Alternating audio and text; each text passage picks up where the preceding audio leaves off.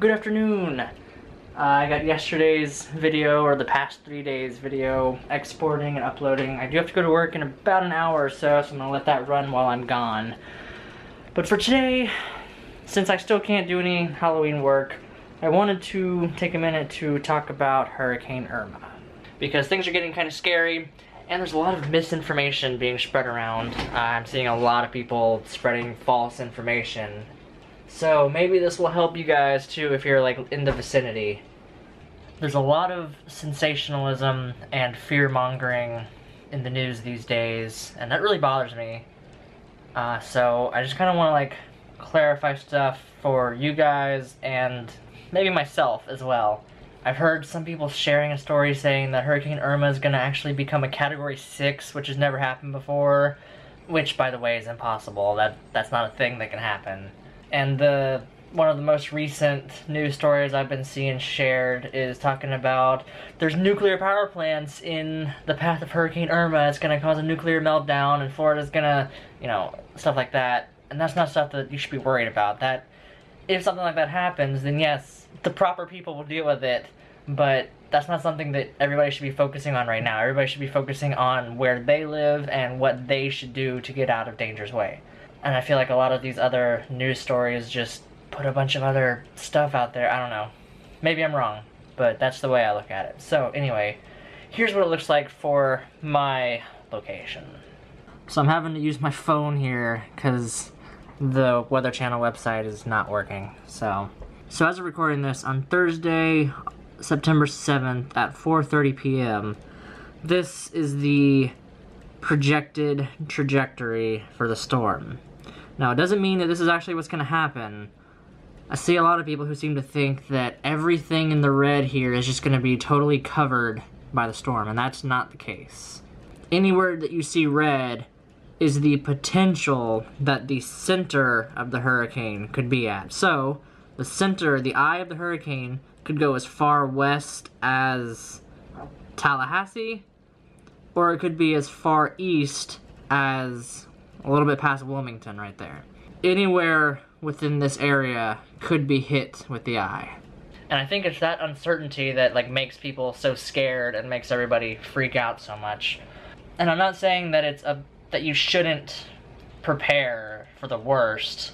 I always say prepare for the worst but hope for the best. It kind of helps you from like panicking, you know? So anyway, obviously where I'm at is the blue dot right there. So as of recording this, the hurricane is down here, looks like it's like right around here around where Haiti is. By tonight at 8 p.m., it'll be just a little bit past that. Let's see, by, what's that, Saturday the 9th at 8 a.m. it'll be around Cuba. And then this is when it starts hitting the U.S., and this is what people need to think about. It looks like by the time it reaches Miami, it will have weakened down to a Category 4 after going over Cuba. And that'll be happening early Sunday morning. So where I'm at, it looks like it'll be hitting us probably around, that is Monday morning. So it looks like it'll be hitting us around Monday morning, Tuesday-ish, something like that. Looks like it's expected to be a Category 3 by this point, and then by the time it gets to the top of the state, it's going to be downgraded to just a tropical storm. So what that path tells me is that even though it could shift to the east or the west, they are expecting it to be down to a Category 3 by the time it gets to where I'm at. Of course, things could always change. That's why I say prepare for the worst, but hope for the best. Seems like, at least for my current situation, the best scenario is that it's a Category 3 by the time it gets here. So, that means that we have a lot of storm preparation to do around the house. I have to do storm preparation around here as well as at work. We're having a meeting at work later this evening about like what steps we're gonna take. I think we're gonna be closed for a few days. I definitely have a lot of stuff I gotta do here as well. So out here in the backyard, got a lot of loose stuff that we're gonna have to secure down. Tables and chairs and stuff. My old cemetery stuff is still here, so obviously I gotta do something with that. The metal drums, and of course the piano, but honestly that piano's so heavy it probably won't go anywhere. The thing I am kind of concerned about is the shed itself. Obviously I cannot move the shed, but if that gets damaged or blown away, there's a big tree right above it. Any of these limbs could fall down and crush it. And there's a lot of stuff in there that I really don't want to lose. So part of me wonders if maybe I should pull all of that out of the shed and bring it into the garage or something, just so that it's a little bit safer. But then the garage is kind of an issue in itself. The garage walls are pretty sturdy. I don't expect that we're gonna have any walls being knocked down or anything, considering it's a category 3. I could be wrong about that, but all the research I've done shows that you don't start having like structural damage until you start getting to category 4. I guess it kind of just depends on the house, and this house is pretty sturdy. So I don't think I'll have a problem with these walls. What I am worried about is that side of the garage, because that's just the metal garage door, and honestly that door doesn't even seal very well. Plus, to make matters even worse, I've shown you guys this before, our driveway in our yard actually is at a slope. So all the rainwater rushes towards the house, and if we start having any flooding, that whole room is gonna get flooded, which is not great. And then speaking of the flooding, since the garage is lower than the rest of the house, the garage would flood first anyway. So a lot of the stuff, I'm gonna have to figure out something to do with it, because I don't want it to be at the lowest point of the house. The gravestones and the cemetery sign are easy enough that I can, like, you know, put up on the shelf or something. The columns though, those are a different story. Don't really know what to do with those in the case of flooding. That would not be great. So that means we got all the loose stuff out in the yard to deal with. Possibly bringing in all the stuff from the shed. I'll probably make that decision over the weekend once it's a little bit more certain what it looks like it's gonna be like here. And then just kind of getting the garage stuff cleaned up on off the floor, just in case there's a little bit of flooding. And then unfortunately all the stores are out of water, as you saw, and Lowe's and Home Depot are all out of plywood. So even if I was trying to build the piano and everything, I wouldn't be able to anyway, because there's no plywood. But that means that we won't be able to board up the windows either. Luckily, the majority of the windows in the house are relatively small. These are the biggest windows we have on these double doors here.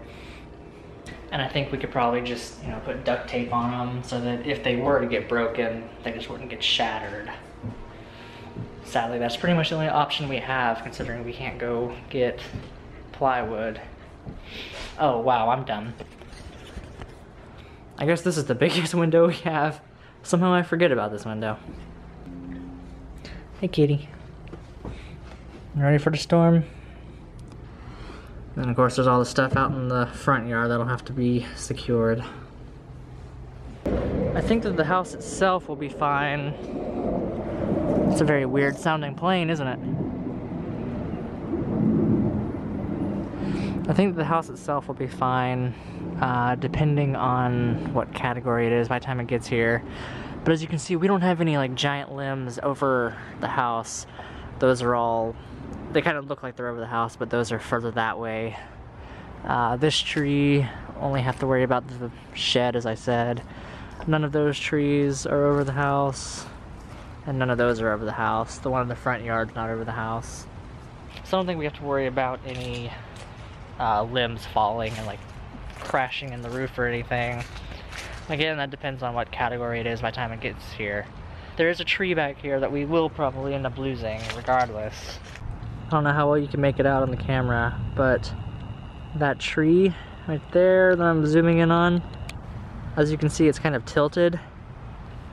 That happened during Matthew last year. Every time the wind blew, it looked like it was gonna collapse at any moment. It never did, but I feel like this hurricane will probably finish it off. By the way, it feels really nice out here. It's like 70 degrees, something like that. Feels pretty great. That might be part of the hurricane coming. I don't know. I don't know enough about weather. But yeah, so that's as far as like securing the house and everything. I feel fairly certain that the house will be fine. As where we live right here, I think the altitude is 19 feet. So at least where I live, don't really have to worry about storm surge too much. That's just where I live though. As far as like downtown Charleston goes, downtown is already below sea level and downtown floods pretty much during every storm. So I really hope that everybody downtown is like taking the proper steps to secure everything and be prepared. So that's kind of where we're at as far as Hurricane Irma goes. I'm not gonna lie, and I will say I'm a little bit nervous about this, but my parents lived here during Hurricane Hugo. That was before I was born. And pretty sure Hurricane Hugo is like the worst that's ever hit in Charleston. And they stayed here for Hurricane Hugo and they were fine. So as far as like evacuation and stuff goes, I trust my parents on what they feel like we should do. But with all that being said, I do have to head to work. So I'm probably just gonna go and end the vlog here since I won't be able to work on anything when I get home tonight. If there's an update with the storm, I will update you guys. If not, as always, thank you guys for watching, and I will see you tomorrow. It's now 1:30 in the morning. I just got home from work a little while ago. As it turns out, there's been a pretty major change to the trajectory. So while the cone is still pretty much in the same spot, it shows that it's expected to weaken a lot more. Looks like it'll reach Cuba by Saturday morning, and that'll be down to a Category 4. And then it looks like by the time it hits South Florida, it'll be down to a Category 3. Which earlier today it was saying that it was going to be a Category 3 by the time it gets here. So it looks like they're expecting it to slow down a lot sooner and faster now. So just going off this model, by the time it gets too close to us, you remember, it could go anywhere within this red. So it is still possible that like the center of the storm could be here, which would be right where we are. But it looks like at this point, it's actually expected to not even be a Category 1 anymore. At this point, it's just going to be a tropical storm. So I feel pretty confident that we're going to be okay. We're not going to have to leave or worry about anything. So I'm not worried about us. You guys don't have to worry about us. We'll be fine. What I am worried about are the people in Florida who may not be prepared. I have friends down in Florida. So I really hope that this storm isn't like completely devastating. What I do think I'm going to do is I need to do a little bit of research because I don't know if this is even a possibility, but every year we always collect canned food donations for the Low Country Food Bank here. I'm going to look and see if it's possible to donate to other states' food banks. Because obviously Texas is still recovering from Harvey. It looks like Florida may be getting hit pretty hard. So if I'm able to donate some canned food to them, I'd really like to be able to do that. What I would probably do is like go ahead and still give half of it to the Low Country Food Bank and then half of it to another one. I don't know, I don't know if that's even a thing. I have to really look into that. But that's kind of where we're at. Obviously I cannot do any more Halloween work for, sadly, the foreseeable future. Because even once the storm is past, I gotta wait for the stores to restock all their plywood and stuff. But right now, the Halloween stuff is not necessarily the priority. The priority is making sure we're safe and seeing what we can do to help others. So, yeah. So with all that being said, I am heading off to bed. So as always, thank you guys for watching. I'll see you tomorrow.